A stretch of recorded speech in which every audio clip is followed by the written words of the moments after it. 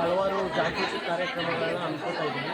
ಅದರಲ್ಲಿ ಪ್ರತಿಯೊಂದು ಸಮುದಾಯದಲ್ಲಿ ಒಂದು ಗುಂಪಾಗಿ ಫಾರ್ಮೇಷನ್ ಮಾಡಿ ಅದರಲ್ಲಿ ಹೆಣ್ಮಕ್ಳು ಮತ್ತು ಗಂಡ್ಮಕ್ಳು ಇರ್ತಾರೆ. ಸೊ ಅವ್ರಿಗೆ ಹವಾಮಾನ ಬದಲಾವಣೆಯಿಂದ ಯಾವ ಥರ ಪರಿಣಾಮಗಳು ಬೀರ್ತಾ ಇದೆ, ಸೊ ಅದರಿಂದ ಅವ್ರು ಯಾವ ಥರ ಜಾಗರೂಕರಾಗಬೇಕು ಮತ್ತು ಅವರ ಒಂದು ನಾಯಕತ್ವನ ಬೆಳೆಸಿ ಅವರು ಸಂಬಂಧಪಟ್ಟ ಇಲಾಖೆಗಳಿಗೆ ಭೇಟಿ ನೀಡಿ ಅವರ ಹಕ್ಕುಗಳ ಕುರಿತು ಯಾವ ಥರ ಅವರು ಮಾತಾಡಬೇಕು, ಅದನ್ನು ಹೇಗೆ ಪಡ್ಕೋಬೇಕು. ಸೊ ಈ ಥರ ಜಾಗೃತಿ ಕಾರ್ಯಕ್ರಮಗಳನ್ನ ಮಾಡ್ತಾ ಇದ್ವಿ.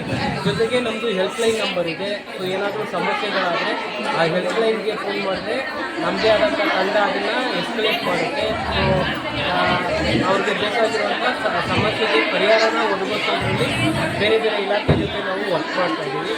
ಅದರ ಜೊತೆಗೆ ಏನು ಸಾಮಾಜಿಕ ಭದ್ರತೆಯ ಕುರಿತು ಸಬ್ಸ್ಕ್ರೈಬ್ ಮಾಡಿ, ಹಾಗೆ ಕೆಳಗೆ ಕಾಣುವ ಬೆಲ್ ಬಟನ್ ಕ್ಲಿಕ್ ಮಾಡಿ.